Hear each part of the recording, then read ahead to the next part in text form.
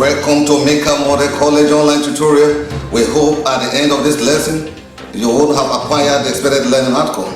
Sit down and listen attentively as we introduce. Come back to English class. I remain your English teacher, Mrs. Aminu Rokayat. Today, we'll be looking at pronouns as one of the parts of speech. We have 8 parts of speech. Pronouns is one of the parts of speech. What are pronouns? Pronouns are words that take the place of nouns. They are also described as replacement for a noun to avoid repetition.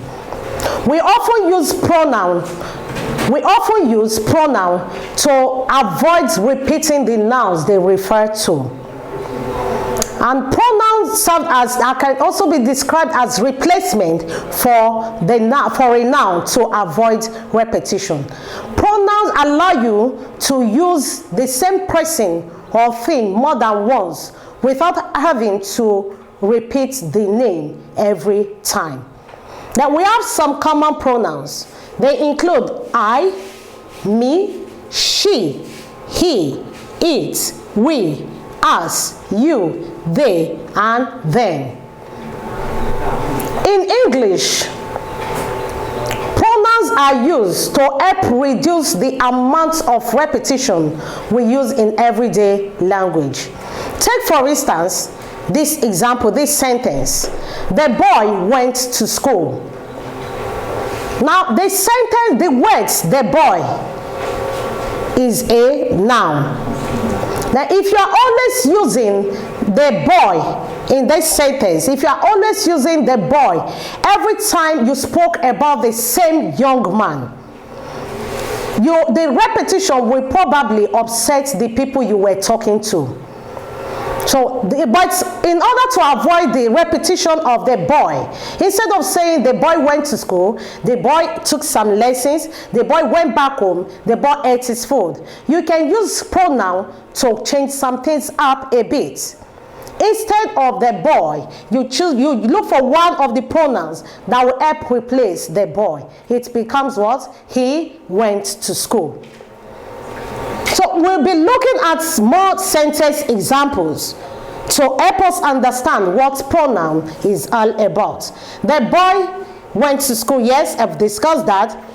He went to school. He there is a pronoun and is replacing the boy. Joseph ran so fast, you will think Joseph's line was on the line. You will think Joseph's life was on the line. Joseph is repeated twice in that sentence. For us to avoid this repetition of Joseph, then a pronoun is used to replace the second name. Joseph ran so fast, you will think his life was on the line. Third example. Sarah has always loved fashion. Sarah announced that Sarah wants to go to fashion school. It's becoming annoying already, because when you are telling a story about your sister Sarah, the story will begin to sound repetitive when you keep repeating Sarah over and over again. But to avoid the repetition of Sarah, the first Sarah is okay because it's an introduction of the person we're talking about. Then the other 2 Sarahs we have in the sentence can be replaced with a suitable pronoun. It becomes, Sarah has always loved fashion. She announced that she wants to go to fashion school. She there is a pronoun and it has replaced Sarah. Jobs are not always easy to find. Jobs require hunting. When we introduce pronoun, it becomes jobs are not always easy to find. They require hunting. Then there are some important things about pronoun that we need to know. In as much as we say that pronoun take the place of a noun in a sentence, it is very important for us to also know that the pronoun which replaces the noun must agree with the noun in these ways. 1. A subject pronoun must replace a subject noun. A subject is the doer, the initiator of an action. Example, Mr. Tom plays several sports. Mr. Tom is the subject of that sentence. But now, instead of mentioning Mr. Tom, he can be replaced with what? A pronoun. Now, Mr. Tom is the subject. When you are replacing it with a pronoun, you should also replace it with a subject pronoun. He plays several sports. The second thing to note, an object pronoun must replace an object noun. Object is the receiver of an action in a sentence. Example, Felix saw joy. Felix is the subject in that sentence. Joy is the object of that sentence. Now, any pronoun that will replace joy in that sentence should fit in very well. Then it becomes what? Felix saw her. Instead of mentioning joy, then a suitable pronoun is used, her. Then the third thing to know is a masculine pronoun must replace a masculine noun. This talks about gender.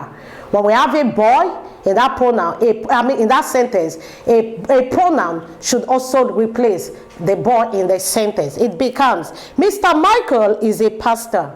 Mr. Michael is a male gender. We're talking about masculine. So a masculine pronoun should also replace the masculine noun we have in that sentence. It becomes, he is a pastor.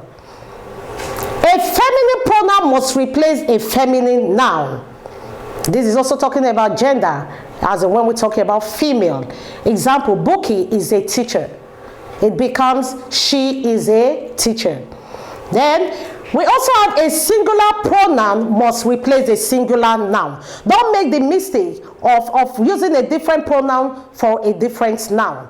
Let it go together. A singular pronoun must replace a singular noun. Example, the book belongs to her. The book there is singular. So a singular pronoun should fit in that noun very well. Then it becomes what? It belongs to her. If you look at the common pronouns we mentioned, there is it there. It refers to animals or things.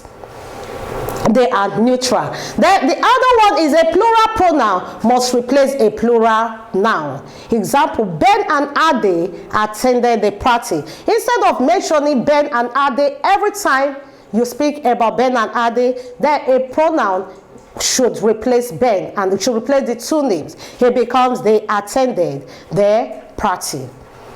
So in summary, pronouns are words that take the place of a noun.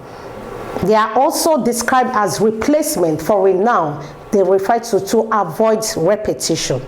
Instead of mentioning names every now and then you speak, the pronoun can do their magic. When we come back in our next class, we'll be looking at types of pronoun. Here we'll be talking about pronoun properly, and you'll understand everything about pronoun. Thank you. Sit back. God bless you.